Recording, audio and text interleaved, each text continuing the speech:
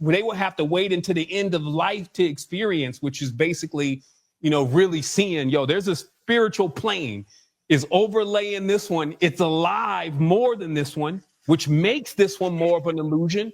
It's highly energetic. You walk outside, you see the trees moving, you see maybe something else in the Argyle or the spaces in the spaces, basically a whole nother world. But then we come into the Matrix, and they ain't mentioned nothing about it.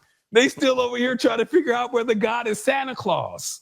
You see what I mean? So it's a stark contrast, but it's to see these things like now, and that's why we call it word salad now, right? Because they can get on the Instagram and be like, and we're creators, and we're co-creating together, bringing in our vision and unity, and they go in with the words, right? Because that's only one part of it, though, right?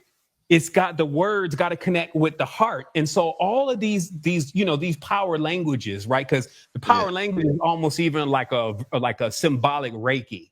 Once you speak the certain tone, it open up certain things in the reality. All depth level stuff, all grandma level. Don't sit on my couch, there's plastic. Don't talk when grown folks ain't talking to you. I'm gonna pop you in the mouth.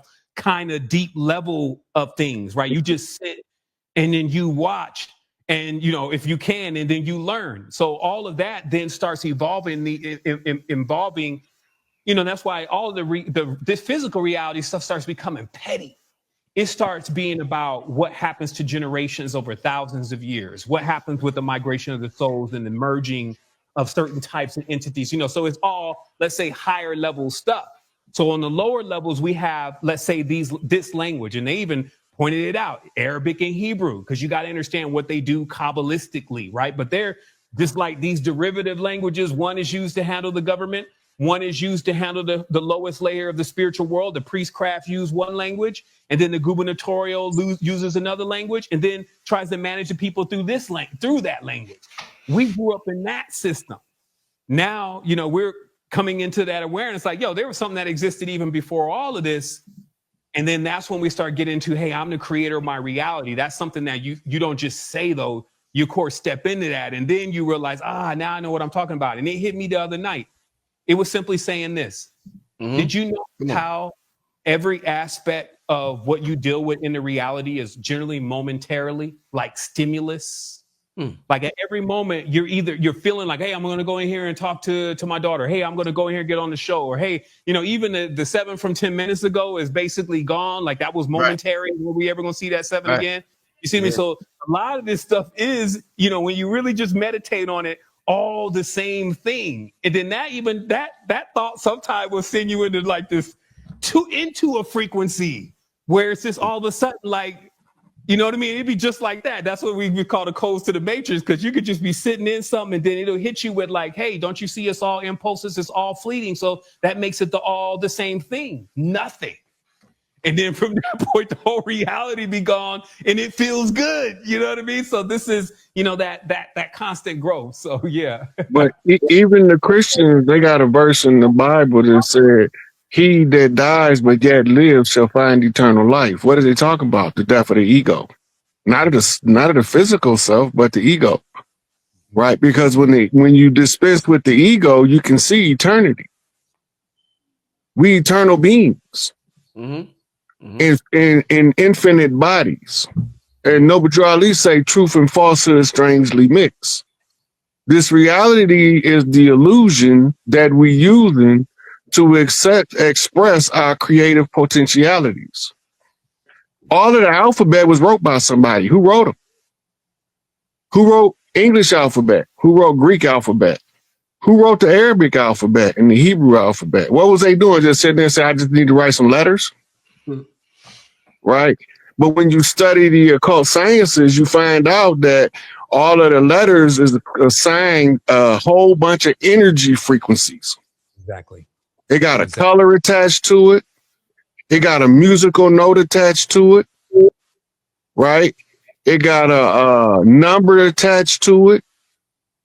Right? And it got a shape attached to it, geometry, trigonometry. Right? So every letter has the frequency, and when you put them together, it's like playing a harmonica.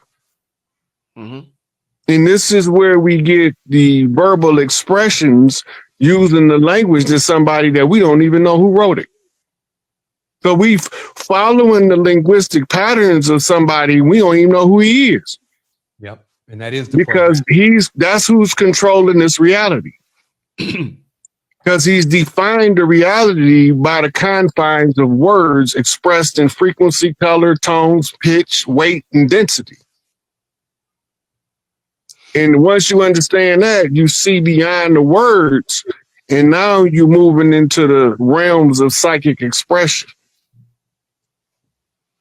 So, in terms of, and this is absolutely amazing. I can't stress that enough tonight. So shout out to, once again, we got 4,300 people in here. Shout out once again to everybody in the chat.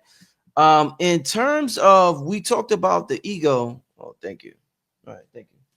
We talked about the ego separating things, and Rod talked about, Seven talked about how the ego likes to separate things. You know, there was a scene in the Matrix when Neo was trying to bend the spoon, and the little boy told Neo, realize that you are the spoon.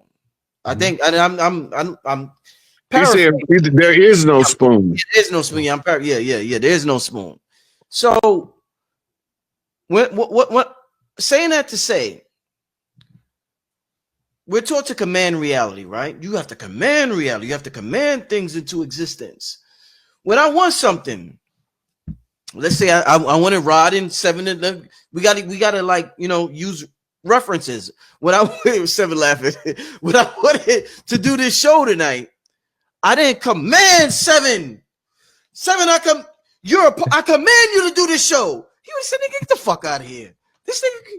If I would have said, Rod Hayes, I command you to do this show today, he would say, this nigga Rich is on drugs. Brother Rich is bugged. No, I had to ask Seven. I had to ask Rod, and then realize my intentions is a certain way, so they agreed to it. What I want to ask you, when it comes to, because we know nothing is separate in our reality, our environment is an extension of our body. So let's say, what's that? What do they call that if I want this bottle to move with my eyes? What's that called? Telekinesis. Telekinesis. Do we have to use the same approach with these objects that we call inanimate, that we know is energy, that we know is intelligence, because we know the ether surrounds everything around us. So when we're talking to the ether disguised as a water bottle and we wanted to move, should I ask the bottle to move like I asked Rod Hayes to do the show? Is that the same approach? Because some people say command it. So I'm like, if we're going to get back to this high level of science where we could tap into telekinesis, do we command it or do we ask it like I asked Rod Hayes and asked 711? So look. With telekinesis, you using your mind, yes, right? Sir. Yeah, you using your mind. Okay, it's like draw inside the lines, right? Color inside the lines. What happened when the lines is moved in the point where reality and ideas merge and become one? And imagine that you took the energetic outline of the bottle and you move it, and the bottle in the physical world say, oh shit, I'm not in my location, I need to get on my mark for the show. Mm-hmm. So in the 3D world, it looked like it slid across the table because you energetically moved its place. Right. So it's psychic powers. You learn how to use the psychic powers by exercising the psychic power. Yeah. Mm-hmm. Yeah. Right. You won't never learn how to use it if you don't try it. Mm-hmm. Mm-hmm. Right. You have to try it first. Mm-hmm. They got other things that they call telekinesis, but they're a little bit different. Like you got chakras in the palms of your hand. You can concentrate energy and roll the pencil across the table if you know how to rev up the chakras in the palm of your hands. Mm-hmm. Mm-hmm. Right. And this is also, Rod, what I even, while you're on that point, is to understand that there is energy field training. Like energy field training. Yeah, because they still have, you can go and catch some of these YouTube videos, these Nigong masters and Qigong masters, that you could tell it's not a hoax. They're setting stuff on fire with one hand. One is like pulling, and the other one's pushing. But these techniques, it generally involves, first of all, that you get familiar with your own energy field and realize how to project your energy field over things. Yeah. because that's what they really show us. Like even the old heads be having energy fields so large, it's almost like they can throw their energy field around the other disciples and even pull them like the disciples is on a net. Right. And so but I'm gonna get to the command side of things though, because that's another aspect. But just from the roots, the training was to develop your energy field to a point where you would be able to put your energy field over things.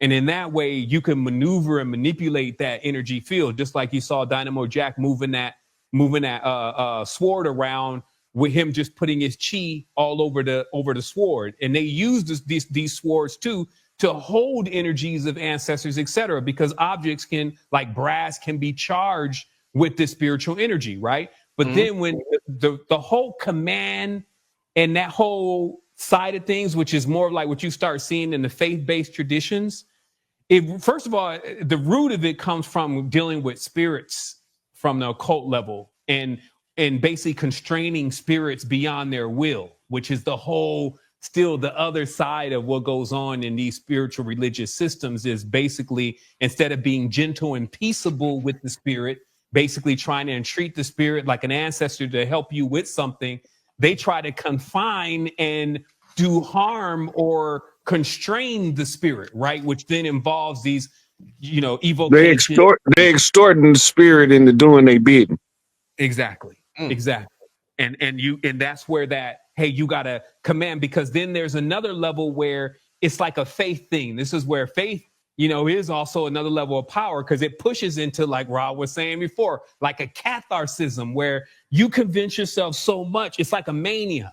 Some call it megalomania. But even in that, you touch into something that will have that cup sliding all across the table, whatever caused that. You see what I mean? So there are some that they get dominant with the field, and then they try to demand the field to do something, and then they try to work a system of magic in that level, versus one who has trained their field, versus another one who is entreating spirits with the different things that spirits are entreated by to do different things. You see what I mean? So the energy is a bit different on each of those. It's the same thing that the people do in Hollywood. This is what they call it, selling your soul, but you can't sell your soul. You can only sell what your soul produce. And normally your soul production is some type of artistic expression. So whoever captures your artistic expression in the realm of magic has captured your soul. And that's why they always after the masters of the artists. They always want the original film, because that's where the source of the power is. Yeah, and the two-dimensional imprint of the signature on the contract.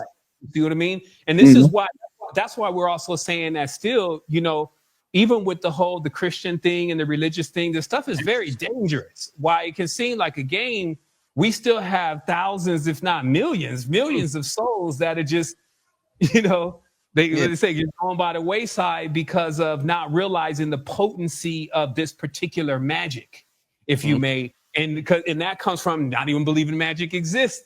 Because they turned it into fairy tales that only children believe in. So therefore, the adults are going to be too stubborn to indulge in childish fantasies of magic and mysticism.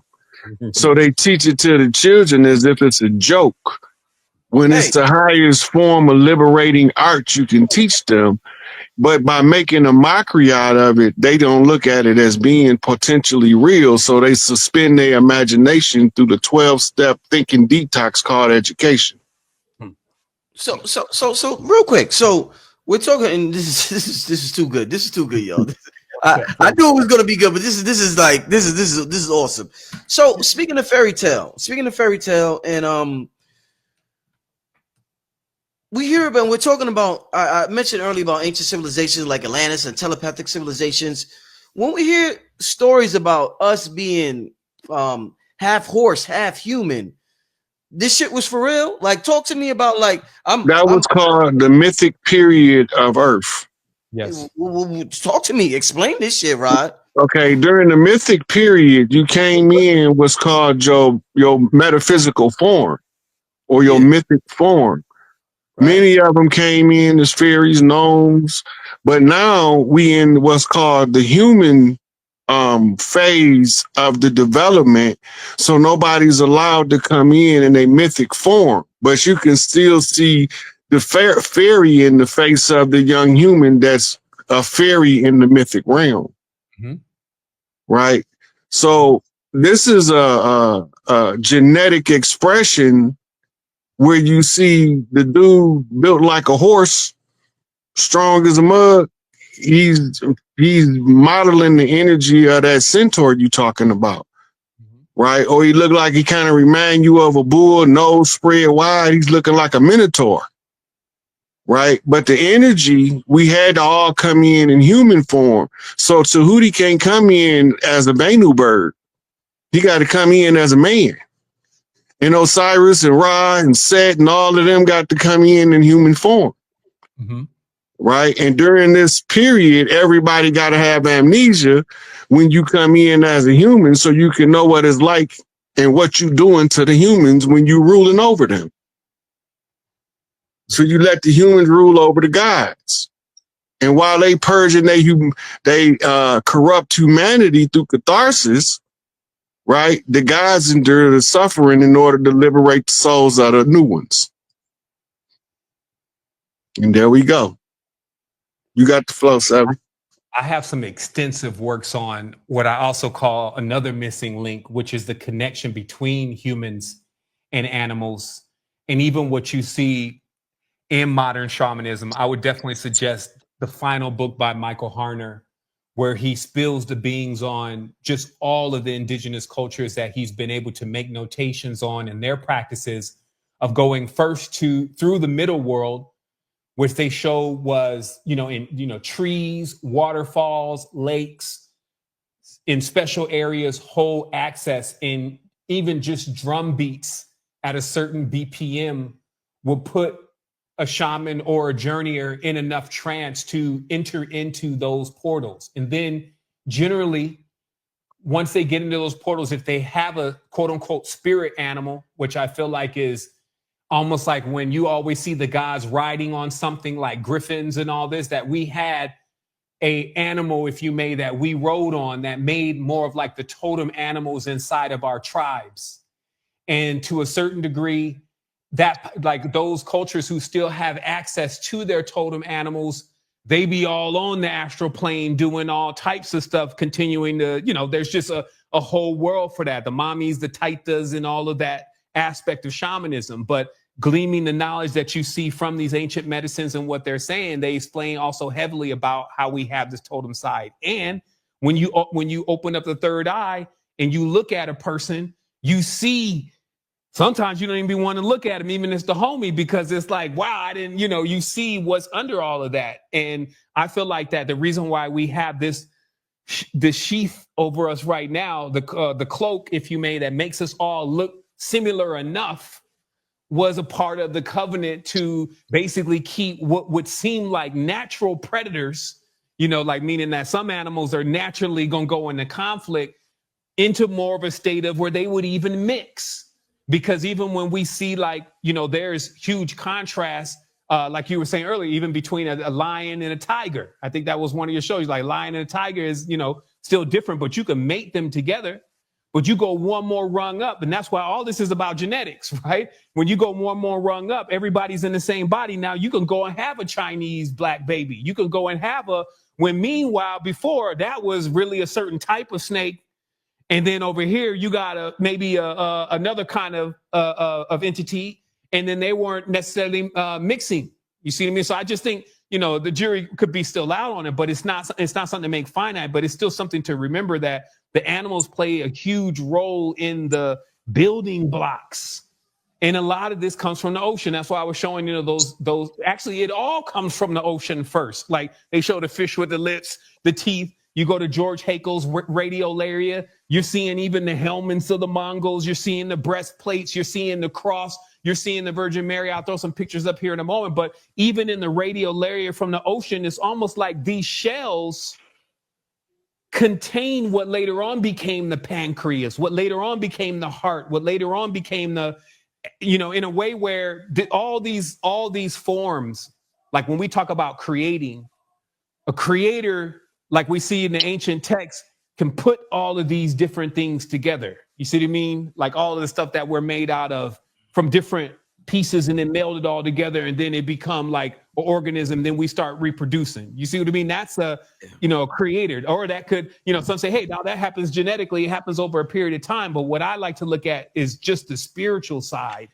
And you clearly see, like you will see a cat that looks, you can see the animalistic traits, but then also when a spirit jumps into somebody, like there's certain spirits that are more numerous, they make people do certain things, but you can always even see those kind of people. You know what I mean? When you learn how to even distinguish between the spirits. So I think we have a lot going on behind the scenes with the animal powers and forces that go ignored. You mentioned the totem system. The totem system worked like this. If my totem animal is a gorilla, right? Whatever the gorilla has as his primary identifying strength, then if I focus in to the gorilla, I can harness that strength.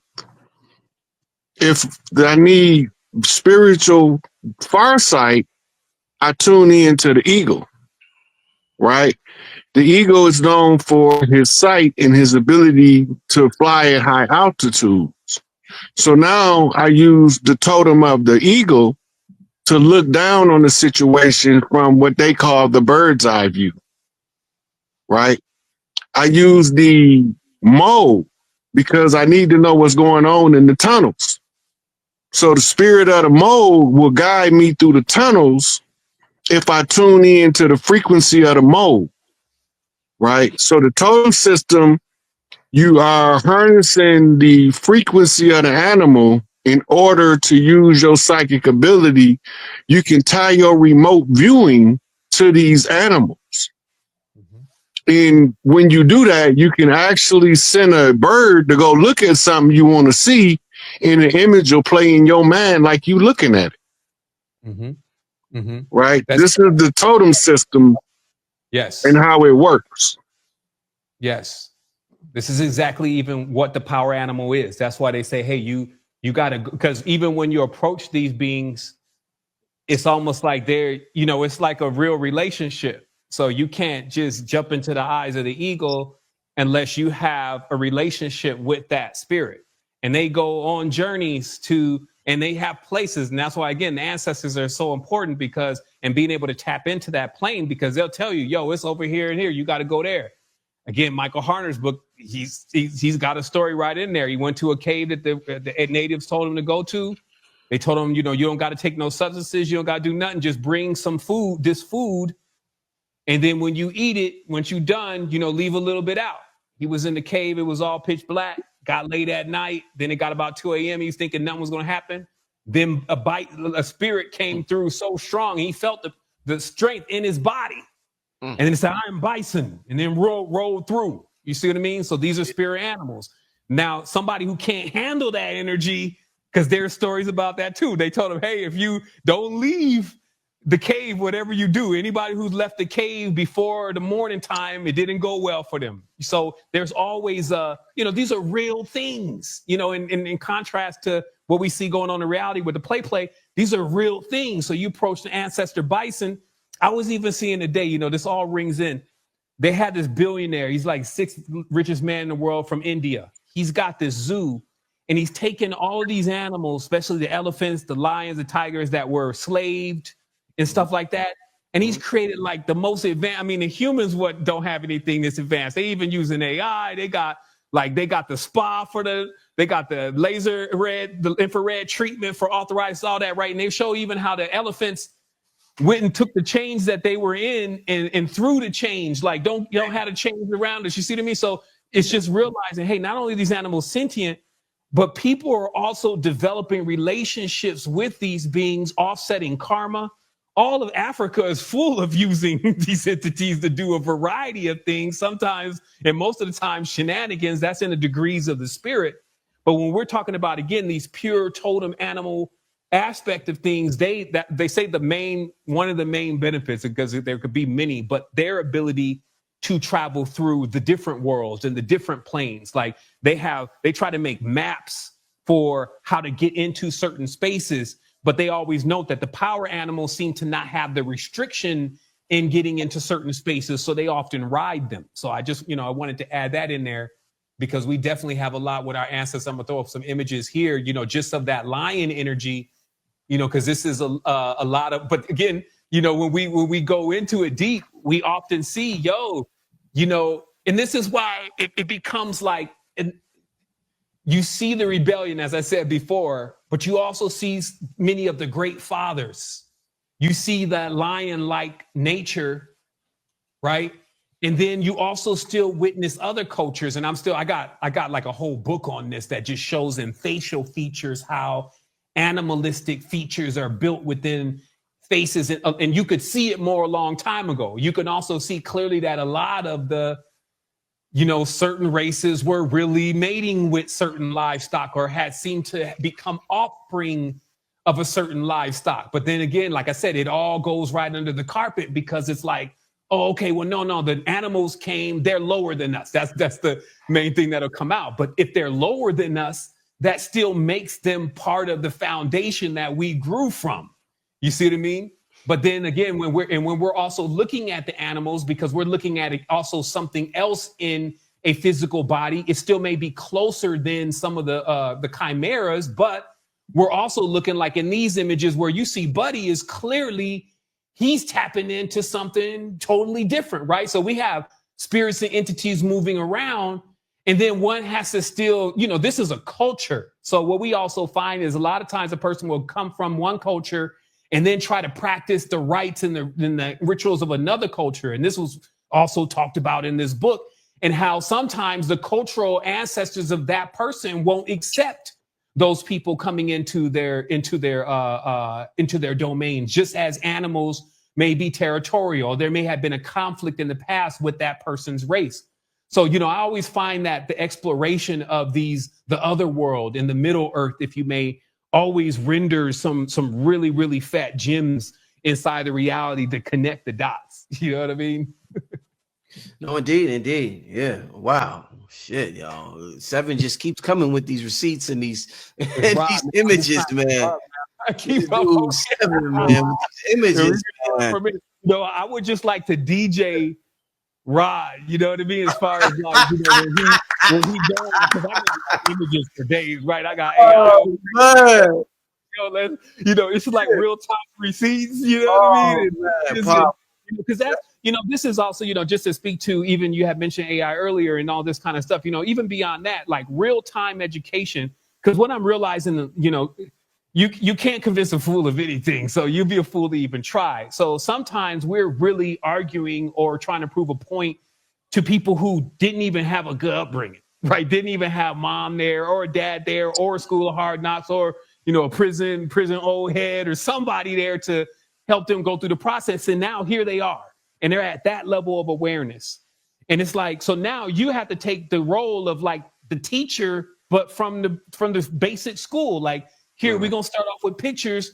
Let me show you how really underneath all of this or beyond this face, there's characters. We got animals, we got traits, and we got paths.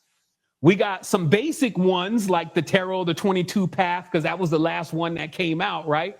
But then once you kind of fold back into that, now you have your original ancestral, like ancient one kind of path to walk, which takes some maturity, it takes some adepthood. Now you're entering into, the sanctum, if you may. But it's still all set up to, if a person is going through that process and then they have, like, you just having that willingness to learn, right, and not be like, yo, yeah, I'm not believing any of that. Because here's one thing that I wanted to mention before we even taper off on the show. One, even about the Jesus thing. Let's say, for instance, that I'm growing up back in the God time, and I'm really doing what this tells me to do, this scripture about God. Some guy then comes and says, hey, follow me now. I'm going to be your way to God. What kind of sense would it ever make? Like, do you really believe somebody devout would follow somebody else? That's everything that they're being told not to do. You see what I mean? So a lot of times we have to be able to be the fly on the wall in certain situations and be like, something ain't adding up here. It can't be like that because of this. And so that's my approach also when I'm dealing with this ancient knowledge is I've been able to like drive around the whole territory of occultism and also even avoid many of the pitfalls, but still learn what exactly is going on in there by simply having an awareness and a mindfulness and a heart that wants to actually give to others and see them increase.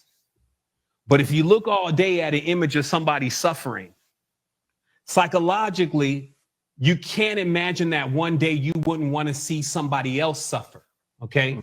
Mm-hmm. And let's just talk about from a psychological level, like this man is suffering on this cross, and this is the image. Not to mention how much damage it could do for a child to think that the father who loves it so much would actually sacrifice it for anything. So these kind of concepts in themselves break the very fabric of the foundation to how, you know, we really look to one another. Like when they say, hey, love each other and love one another and all that kind of stuff. Like this scripture says he hates Esau, but Esau is his own son. So when the world is mixed with these confusions, because that's what we're seeing right now, we're seeing the confusion of the true language of what goes on inside of us. And then now we have this grand renaissance, even going into 2025, we have this big time where all the information and everything is being revealed. That's obviously got to be for something. And, you know, and that's why, you know, I'm giving thanks again for being here, being able to still transmit this message is like, what, 17, 16 years now, and just being in the space, but also still learning. Like I saw somebody put in there Obi-Wan Kenobi, right? Or Obi-Wan, just show you how the OB is still there. And if you understand that, you know, so all of those, but even that, you know, it's like there's never an end to this awareness and learning. It just becomes another piece to a puzzle that allows you to see a much more bigger picture. So, yeah, I just wanted to. I like to say, Seven, I can explain it to you, but I can't understand it for you. You know, I can show it to you, but I can't help you realize what it means. Yes. Yes. Right. I understand that smart people sound totally insane to dumb people. And if you're trying to tell a dummy what to do, he ain't gonna never understand it because he's not gonna understand structure, discipline. That's what makes him a dummy. Right? Willful neglect of the responsibility of self-development.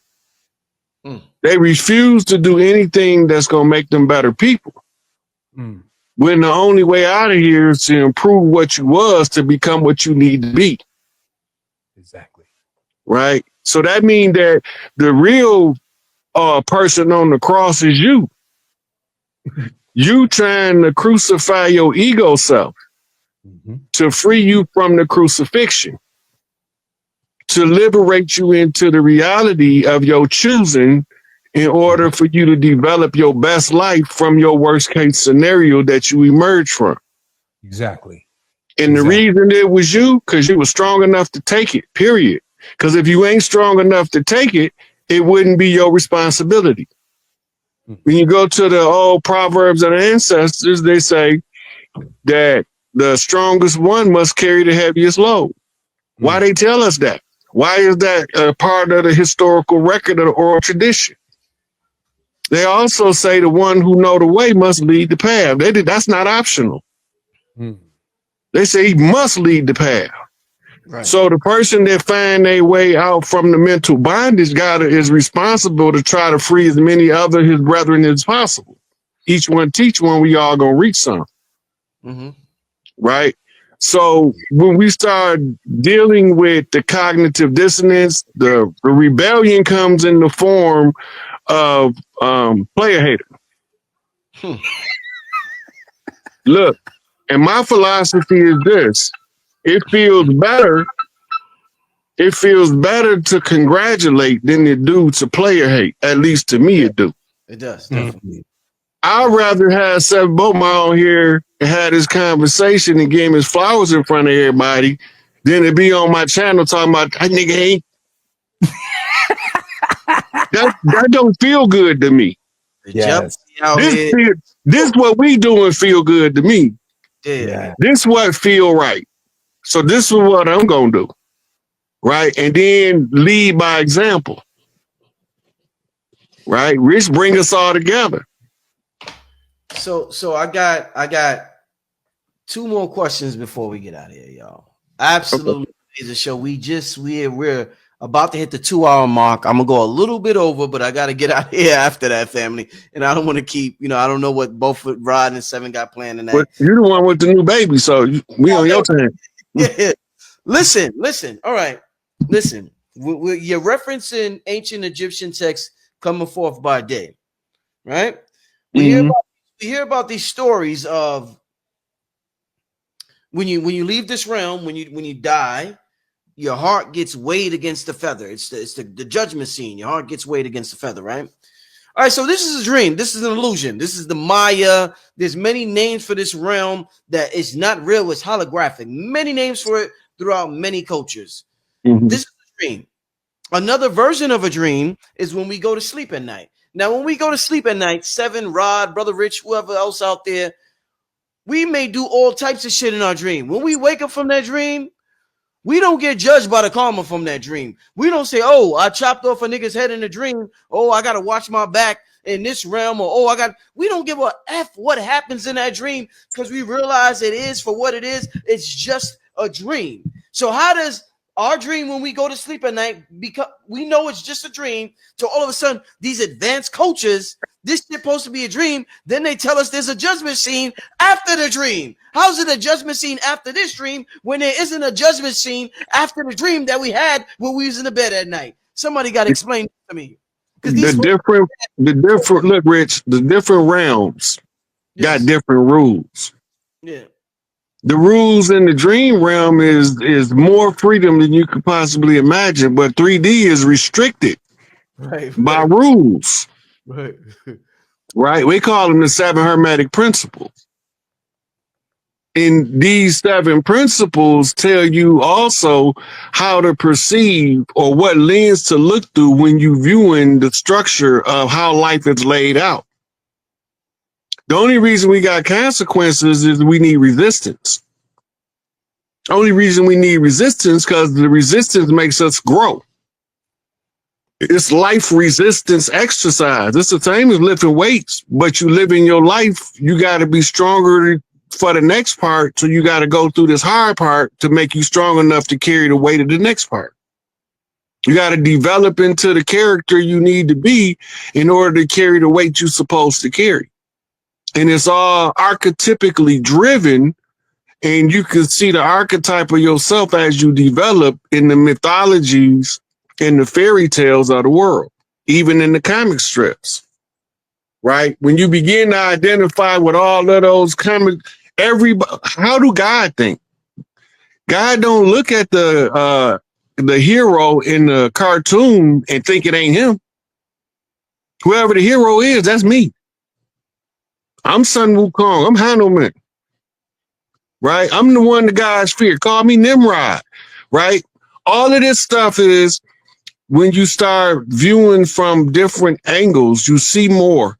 And the more angles you can see from, the more you can understand the reality. So in the dream realm, you don't have the restrictions of the 3D realm because you in 4D mind matrix called the astrals. Okay. Right? In the astrals, shoot, you can make a snowball turn into a ball of fire and kill a dragon. Wow. But if you try to turn a snowball into a ball of fire in 3D, it's going to melt. Unless it's that new fake snow. I don't know what that stuff be doing. It be resistant fire. I don't know where. That's and also quiet is kept. A lot of that you be seeing in the dream do still really connect into the subconscious mind. Like when the dream speaks a language where you have to begin to translate what you're seeing in the dream back into the language that you speak in this reality. Because I find the dream to be like, yo, this, and continue to show you a symbol, but you've already associated that symbol in your mind with a specific thing in this reality. So it's like aligning the 2 languages, because once you then kind of see where the metaphors be going in at, you see why you chopped off the dude's head and everything. And but the whole thing don't be nothing about like that you really went at him and cut off his head. It could be something like there was something that was on him and then you removed it and now it's not there. So there's always a deeper message in those dreams. I find in some of them dreams be straight what I call bandwidth overlays, where they could just, like keep hearing songs all the time, same song, because look at when you see the wavelengths that we sit on, a lot of that, like we talked about, be radio stations. But I feel like a lot of times, I get what I call like a Wi-Fi dream. You know what I mean? It's like you can tell some of these dreams. See, I feel like also, and that's why I'm loving to, and as I said, I'm gonna drop this one off tomorrow because it's already on wax, but I'm loving to see now how every day, so the ritual that we put ourselves in as humanity was to be on these 7-day weeks. And if you go all over the world, you'll still notice that they're on this system is a system of a certain way, and these numbers come out a certain way. And I felt like that once I had cracked into these numbers, that was the real check back system. It would let you know what matrix you're in, what kind of geometry is being used in that matrix, because there's so many worlds and so many existences, and we can go into different ones, right? That was the journey. Like coming into physicality, I feel like this is wonderful to be able to be an infinite being, and then to come into something finite, you basically done the impossible. You see what I mean? I believe that we're sometimes more afraid of living forever than we are dying, meaning to actually cut off and then start over and then come back in. You can clearly tell some people need to kind of hit that reset button versus living in the continuum. And also it talks about like a lot of these beings, like in that priestcraft, they don't have that. They live outside of time. So they've been weathered for thousands and thousands and thousands of years of seeing the experiences going on inside of something that's still relatively turning in a circle and reproducing the same thing over and over again. The number itself, 142857, this is the root to the number. Then it gets all into the netherworld. It gets into the 9. It gets into Osiris. It gets into the potentiality that we've already entered into Aloka. Why people may be expecting to have died, they don't realize how fast and quick the twinkling of an eye of a dimension transfer really is. And then now, that's why I said the goal would be to raise the dimension up just one notch, raise every person up just one notch from where they're at, rather than like try to blow them all the way through the ceiling. And then at the end of the day, if you could just, raise a whole consciousness, it's almost like dislodging a wheel.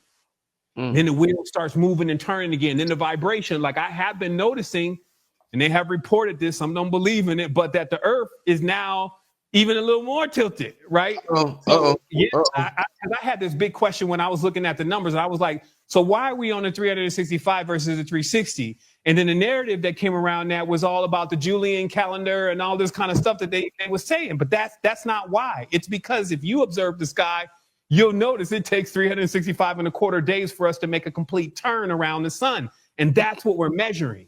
And in the matrix, the sun is spraying out the matrix. This is what you see when you open the third eye. The sun is really the big player in this because it's holding in the clouds, right? And all of what that is holding even when we laying in the bed sleep and we're like pushing up gas. And that's why I feel like that they didn't used to have these flat roofs even, because even when you're asleep, if you were asleep in a cone, all of your essence will gather up into that cone and be a part of that cone. And then that's something more focused to travel with. You see what I mean? Like, look at how even obelisks are built, or certain structures where there's clear genuflection going on with the entities that correspond with that ley line, because the vibrational frequencies is honing in on that point, right? But what are you doing? What is all this for? It's for communication.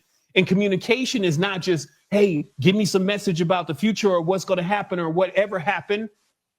It's also, let me share in the essence of what you are, and you share in the essence of what I am. So it's almost like a galactic sex, if you may, where you inherit still anything that you come across. You inherit a certain part of their traits, their memory banks, and this kind of thing. And the more that your energy increases, it was getting to a level that when I was looking in people's eyes, you were getting all the data, at least on the front of their head, which was where they was keeping the most precious things, their little trinkets, their children and all that. And this is why anybody who's a master seer can come up and say something about you that nobody knows. And remember that time you fell in the bathroom and broke your leg and you was the only one in that bathroom? Like, how does this person even know that? Because you're still wearing it up here. So when we start going beyond again that, hey, this is, all contained, what it really is managed.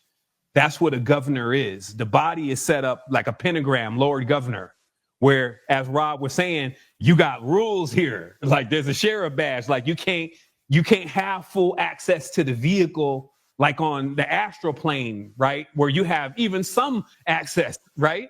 But then the goal is what? To be completely free, to be completely unified. Down further, if we want to say a direction, it's more confinement, more restriction, more dominion. Higher, you're getting, you're opening up, you're becoming a part, more of everything, all is self. You see what I mean? And then you get the keys to the wheel, and that, basically the keys to the car to drive the wheel. What is the wheel? The calendar. 365 and a quarter, you can drive this vehicle if you get them keys, literally, right? But then if not, you're just on these training wheels, you falling off, you bumping over, you staying off in one constellation, all that kind of stuff until, your guide comes. You know what I mean? Wow. Woo, amazing conversation. I want to real quick before I ask this last question, I want to share 7 Bomar's links. I just put it in the chat. Make sure y'all click on it and check out the brother's AI. He has this AI called Sybil. 7, if you could explain what Sybil is real quick before we close out the show. For sure, just real fast. So, So I want to ask y'all, there's a lot of confusion in this realm down here. People get involved in the spirituality, and it doesn't have to be New Age or esoteric. It could be the church. It could be religion. And everybody says they want to be a good person, right? They try their hardest to be a good person, raise their children to be a good person. And a common thing that people see happening is bad things happening to good people. So we have this phrase, why do good things happen to bad people? People always say that. Why do good things happen to bad people? Now we're taught in this community that reality is a mirror. Reality mirrors who you are. Reality is a mirror. But you know what? The gangster a lot of times lived longer than the boy that was going to school. The boy that was going to school caught the stray gunshot and the gangster stayed alive. The nigga that was in the gang lifestyle. So how is reality a mirror when the gangster stayed alive and the boy that was going to school died? It seems like reality, the mirrors ain't mirroring in this reality. So somebody explain to me, how is reality a mirror when the good boys die and the bad boys stay alive? Talk to me, y'all, to end the show. When somebody good has suffered something, then there's definitely something deeper happening there. I just believe that even when we talk about good and bad, we're still in that very childish state where we just think that it sums up to that. Mm-hmm. This is why, we continuously find more and more evidence, like the people who are controlling things and making it hard for people. These people are thriving. Why? Mm-hmm. I always account this to every realm, just like our brother Rob was saying, has its rules. If you enter into their game, quote unquote, you need to understand how to play. I see a lot of times cats get their paint knocked off because they are practicing the same thing that they're speaking against. Like they be coming in, acting like they're going to enlighten everybody, but then be stepping into the Jesus thing too. And believing in that. You see what I mean? And then when something happens, it's like, well, wait a minute, that was the good person, that was the bad person. You got to be like, there's a scripture about them that Moses was following the angel and watching this angel do all this crazy stuff. And he thought the angel was evil. But then in the end, when the angel explained why he did things, he was able to see that he was actually averting other much more greater disasters. So a lot of times, and also just our standard, I never really seen anybody become something great that haven't been through something. And a lot of times good people have that continuous lesson of learning how not to be taken advantage of. These are two totally different things. Like being adept means that if somebody comes and says, hey, let's go and do this, you're really still scanning that to see if that's going to compromise your soul rather than just being this nice and good person like, oh, okay, I believe that that's okay. Right. So there's this side to where we need to grow, where we need to be very serious about what we're doing. And the thing about it is you'll notice that people who you're calling evil or bad people, one thing that they have made their mind up on is being exactly who they are. Sometimes in the world, being who you are takes you further than being who you are not. And a timid person has a tendency to be in some kind of altered state of consciousness or a character versus their original self. And the journey in itself is to get back to their originality. It's basically Amagi, to go back into the womb where there's no debt. But to be able to enter back into that state, you also going to go through a whole process of clearing and moving things. And that's going to feel like turbulence. And if it's not, that means ain't no real lessons being learned. I like what Rod said, like, only the strong really are going to make it through this. That's what our ancestors have going on here. It's like they're breeding up in that way. And so, yeah, I mean, but again, if we have this idea that it's all like, you know, airy fairy and loving and all this kind of stuff, like we will maybe forget the chastisement that even our parents gave us that actually made us even the people that we are right now, versus watching another kid who's basically not getting any kind of chastisement and they don't even seem to be growing at all. You know, so that's just me weighing in, you know, on what you're asking. Excellent, my brother. Right, close it out, my brother. Everything in life is about cause and effect. Right? When you see the gangbangers shooting at each other, you're looking at war. In war, they have a term called collateral damage. The collateral damage is the civilian who had nothing to do with the conflict, who caught the stray bullet, who put him down. Right? Now, do you get mad at the soldiers for fighting a war, or do you get mad at the bystander for being at the wrong place at the wrong time? Right?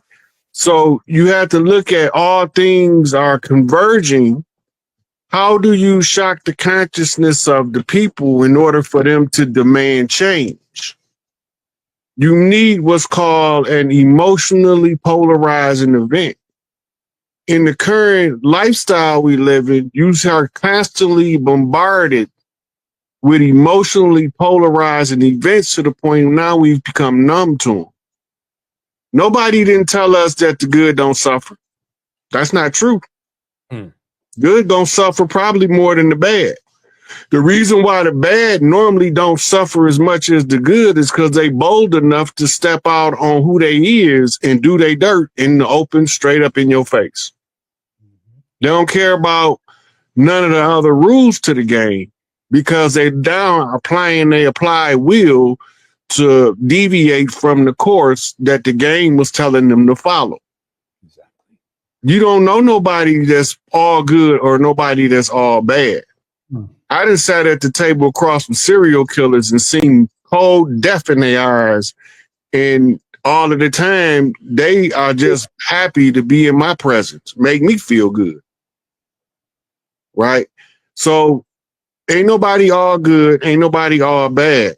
And every event is to use as a marker to determine what needs to be changed in the society. If you want the innocent to stop getting killed, you got to put an end to the war. Because then you don't have collateral damage when you're not at war. Right? And now you have to figure out who is the warring faction so that you can negotiate the peace between the two. Exactly. Right? And it's an ongoing balancing of energies throughout your life, and the better you become, the higher your spiritual rank is until you get to the point where you at the pinnacle, at the top of the pyramid, the all-seeing eye. Yeah. Right? Because you become Cyclops, the one-eyed giant, standing on the shoulder of other giants. You can see further than them all. Right? And this is how the energy doesn't discriminate against who we think is good or bad. The energy is going to execute the program regardless of who's standing in the way. Exactly. Yeah. And that's what Mama used to say, bullets ain't got no name on them. Until they got a name on them. Rod, you cold-blooded. You ain't have to say that at the end of the show. You said Mama said bullets ain't got no name. Woo-hoo-hoo. Bullets ain't got no name until somebody put a name on them. Listen, gentlemen, I gotta say this. This was an absolutely amazing. You know, you got black people stress the amazing show. Oh my God. I loved it. Yo, I loved it. Yo, listen. Rod Hayes, 7 Beaumont, and let me Rod Hayes, what's your cash app, brother? Because I know you somebody asked earlier. I know you what's your cash app, brother? Me, Yeah. dollar sign SikApe, SIKAPE. Mine is the one that was started in 2017. If you get confused, it's the oldest one of them because it got some people that be trying to, Yeah. do that player hater stuff. Oh, I know the scam artists out there. Is SikApe what? I'm gonna write it in the chat. SikApe what? Dollar sign SIKAPE, capital S and the capital A. And 7, you're in Costa. You don't deal with Cash App, right? No, I mean they can, really just check out the app. You know what I mean? We're here, and yeah, man. I just want to also say, man, I thoroughly enjoyed myself. Like I didn't know what to expect, but greatness from the show. Yeah, we're coming in. It's already it's December 19th. Man, this year went by fast. super fast. We already in January almost. So this sets the pace really nice. Hey, let me ask you this. I know I said that was the last one. Is there any reason, or am I looking too deep into it, why they're releasing Lion King around the winter solstice? They're releasing Lion King again. Some people may not. The Lion King, the story of Osiris, right? In the Christmas solstice, the movie Mustafa. For those who don't know, right? Yeah. But that's the story of Heru rising up to become Osiris. The sun becomes the father ruler on the throne. Exactly. The winter solstice is the lowest energy of the planet at that time. Exactly. Why it's the winter solstice, it symbolizes the death of Earth, and then spring comes and she's born again. Right? So they coincide with telling the story of the fallen father in the underworld as he fights his way through the hero's journey, following the fool's journey, as above, so below. And as the father makes his journey through the underworld, the sun rises up in the physical world.